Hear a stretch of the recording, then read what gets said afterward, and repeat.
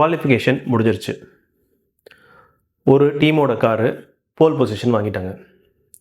அந்த இன்ஜினியர்ஸ்க்கு ஒரு டவுட் வருது. நம்ம ஏன் இந்த காரோட செட்டப்பை கொஞ்சம் இம்ப்ரூவ் பண்ணலாம் அப்படின்னு தோணுது அவங்களுக்கு. என்ன பண்ணுறாங்க, அந்த காரோட செட்டப்பை மாற்றிடுறாங்க. அடுத்த நாள் ரேஸ் டே அன்னைக்கு அந்த காரு போல் பொசிஷன் வாங்கின காரு கிரிட்டில் இல்லாமல் பிட்லைன்லேருந்து ரேஸை ஸ்டார்ட் பண்ணுது. இடையில என்ன நடந்துச்சு? இதுதான் அந்த டீமு அந்த பார்க் ஃபெர்மேன்ற ரூல்ஸை மீறினதுக்கான விளைவு.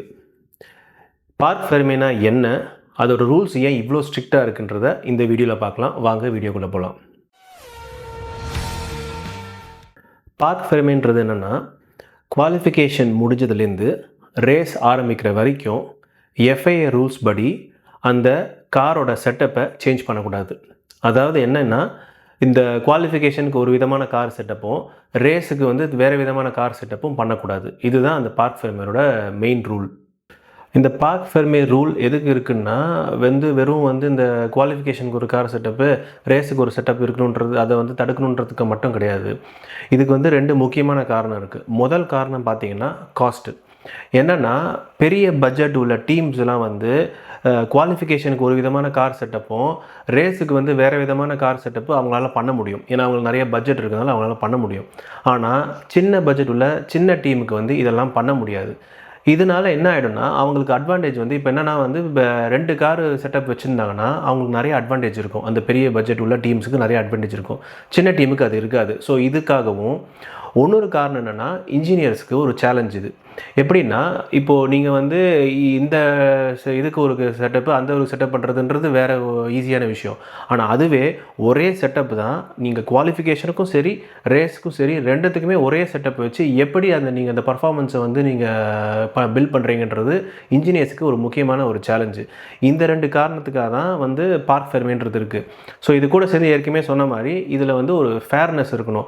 ஏன்னா இப்போ கம்மி பட்ஜெட் உள்ளவங்க அவங்களால பண்ண முடியாதனால அவங்க பின்தங்கி ரேஸில் இருக்கிறதும், அதிக காசு இருக்குன்றதுக்காக நீங்கள் பர்ஃபார்மன்ஸை பூஸ்ட் பண்ணி நீங்கள் பண்ணுறதாகவும் இருக்கக்கூடாதுன்றக்காக தான் ஒரு ஃபேர்னஸ்க்காக தான் இந்த பார்க் ஃபெர்மேன்ற ரூல் இருக்குது. ஸோ இப்போ இதை கேட்கும் போது உங்களுக்கு தோணலாம், அப்போது பார்க் ஃபெர்மேன்றதில் காரை தொடவே கூடாதா அப்படின்னு கேட்கலாம். அப்படி கிடையாது. சில விஷயங்கள் அலோவ் பண்ணுவாங்க. உதாரணத்துக்கு பார்த்தீங்கன்னா டயர் ப்ரெஷர், அது எஃப்ஐயோட பக்கத்தில் அவங்களோட சர்வேலன்ஸோட அதை டயர் ப்ரெஷரை இது பண்ணலாம்.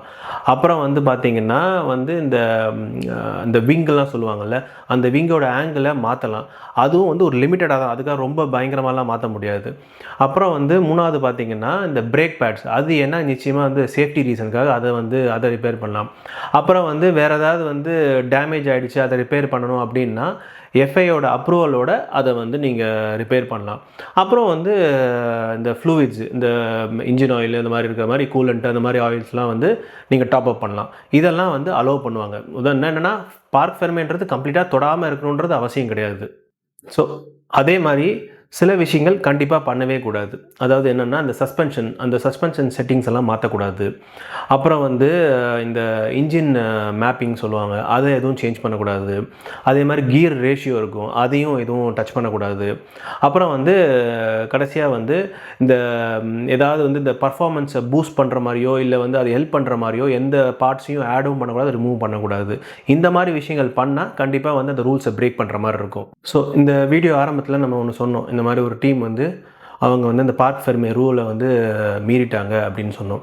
அது என்னென்னா, அவங்க இந்த பார்க் ஃபெர்மே ரூலை அவங்க மீறினதுனால இந்த டிரைவர் வாங்கின அந்த போல் பொசிஷனை விட்டு அவங்க பிட் லைன்லேருந்து ஆரம்பிக்க வேண்டி வந்தது. ஏன்னா அந்த ரூல்ஸை மீறினால அவங்க கிடச்ச அந்த பெனால்ட்டி தான் அந்த காரணம். அது ஏன்னா அவங்க காரை ஏதாவது மாடிஃபிகேஷனோ இல்லை நம்ம பண்ணக்கூடாத அந்த செட்டப்லாம் எதாவது பண்ணியிருப்பாங்க. அதனால அந்த பெனால்ட்டி அந்த டீமுக்கும் டிரைவருக்கும் கிடச்சிது. அப்புறம் இந்த பார்க் ஃபெர்மேன்றது வெறும் ரூல் மட்டும் கிடையாது, அது ஒரு ஃபிசிக்கல் பிளேஸு. என்னென்னா, இப்போது உதாரணத்துக்கு இப்போ இந்த பார்க் ஃபெர்மே ஒரு ரேஸை பொறுத்த வரைக்கும் 2 தடவை நடக்கும். அதாவது ஃபஸ்ட் டைம் இந்த குவாலிஃபிகேஷன் முடிஞ்சதுக்கப்புறம் அந்த காரெல்லாம் ஒரு செக்யூர்டு ஏரியாவில் நிறுத்தி வச்சுருப்பாங்க.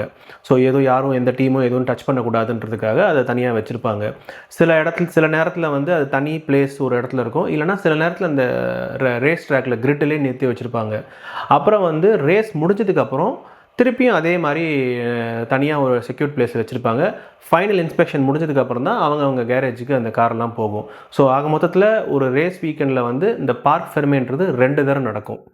ஸோ இந்த பார்க் ஃபெர்மேன்ற ரூல் இல்லைன்னா நீங்கள் பார்த்தீங்கன்னா இந்த குவாலிஃபிகேஷனில் வாங்குகிற ரிசல்ட்டுக்கு ரேஸ் டே அன்றைக்கி எந்த வித மதிப்பும் இருக்காது.